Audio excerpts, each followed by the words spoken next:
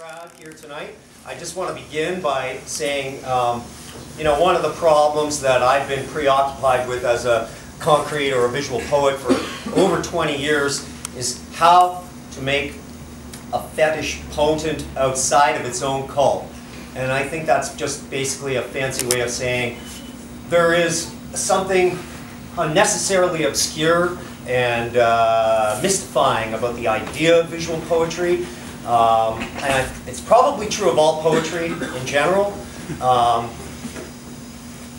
think that Crag and Nico have really perhaps done their best, or the best job they could, to address and perhaps rehabilitate this problem by collaborating or working with, or through some miracle, having this book appear through no less than Fantagraphics books.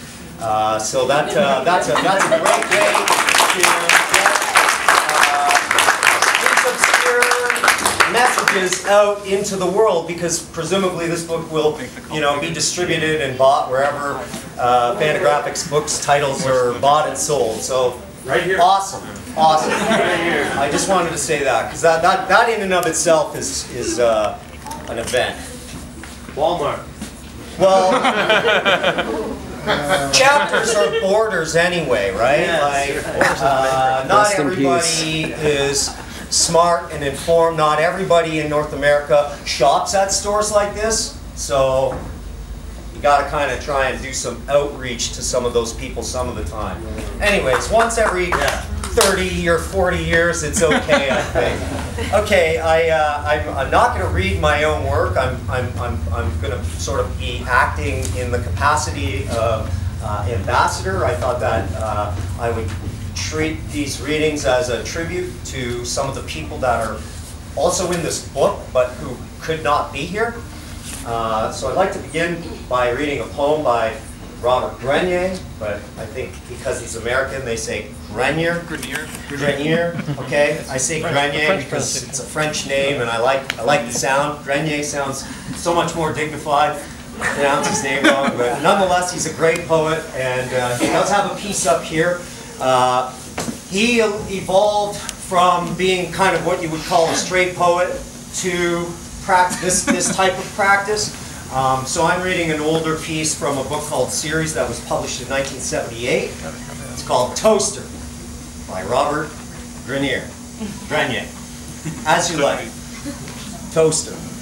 Where did the toaster come from? Nowhere. Where did the toaster come from? Nowhere. Where did the toaster come from? Nowhere. Where did the toaster come from? Nowhere. Where did the toaster? Where did the toaster? Where did the toaster come from? Nowhere. Where did the toaster come from? Nowhere. Where did the toaster come from? Nowhere. Where did the toaster? Where did the toaster? Where did the toaster come from? Nowhere. Where did the toaster come from? Nowhere. Where did the toaster come from? Nowhere. Where did the toaster come from? Nowhere. Yeah.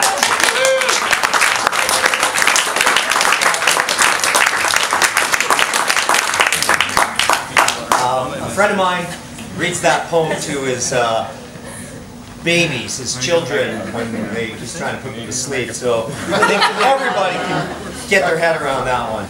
Okay. I'm going to also read now a piece by a Toronto poet named Daniel F. Bradley. It's not on the wall, but he is in the book. Somebody that was instrumental to my own development, and somebody I consider a very good friend. He could not be here tonight, of course. I am. So I'm bringing you some Daniel F. Bradley.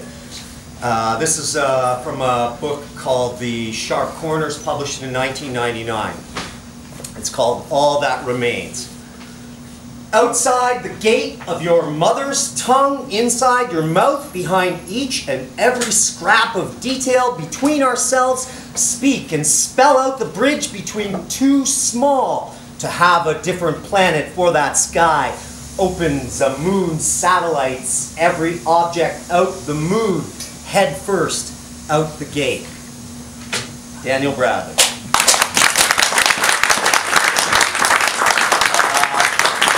Another American poet that isn't here tonight, but if he isn't a giant, he should be a giant. Guy Arbening, another fellow in the book. Thank you. This is called Stoma 1607, and it is from his collected Stoma, a book published in 1990, collecting his Stoma is a long, like a lifelong poem that he started writing, 30 years ago, and he's still writing today. So it's sort of a serial, ongoing poem. I like this piece. It's called Stoma 1607. Space jumps from petty print, from petticoat of dross words, and this sliding moon so deadly, this miniature wind on dialed branches, baskets of a single blue, flash photo growing white in increasing light sphere. Guy Arbening. And I'm going to finish because there's so many activities and people want to talk and do all kinds of things. I would try to be quick. Also, we're going to be reading and launching this book in Vancouver tomorrow. So for any of the people that are here tonight that will be here tomorrow, I do not want to, discuss them with redundancy. So I've made some really sharp choices here tonight, I think. And I am going to finish by reading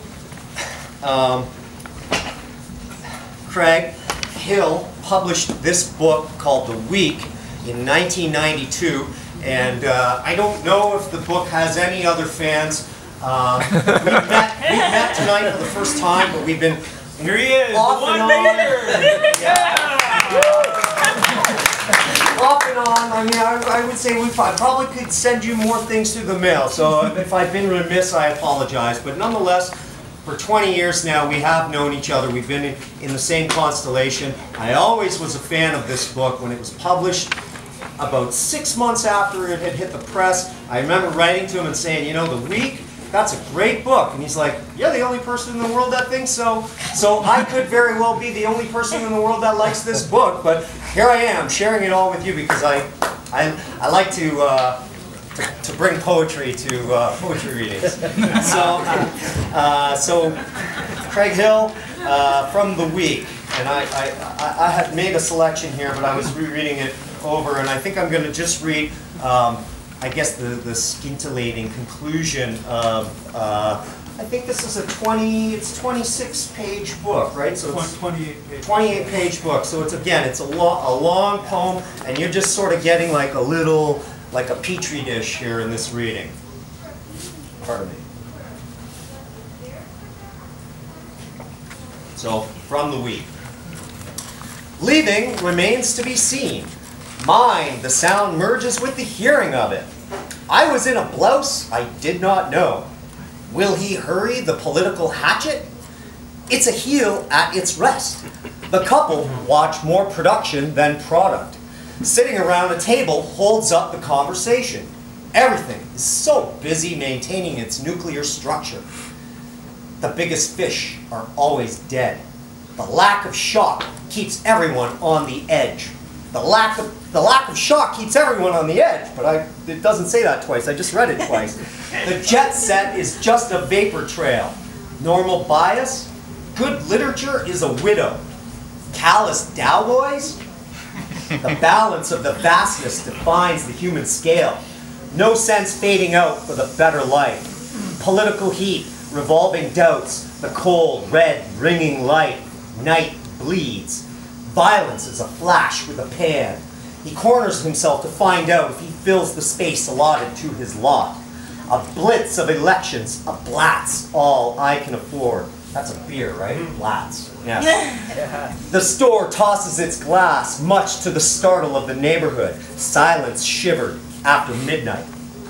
The plan was wrinkled, making it a different poem. Our time never catches up to theirs, never gets any closer. Invincible turns very quickly into invisible. The arm gains downward speed through gravity, barely able to climb the inside of the mountain. They were killed while bringing surprises to the soldiers. The wind was paper. He watched the lights climb the hill, politically active, the night just right for closing in. The maid is all bedded up. It sounded like someone breathing slowly, barely, trying to keep the breath quiet, but it turned out to be the clock buzzing, humming near midnight. All the games have been germinated. The autonomous system keeps to itself. Thank you.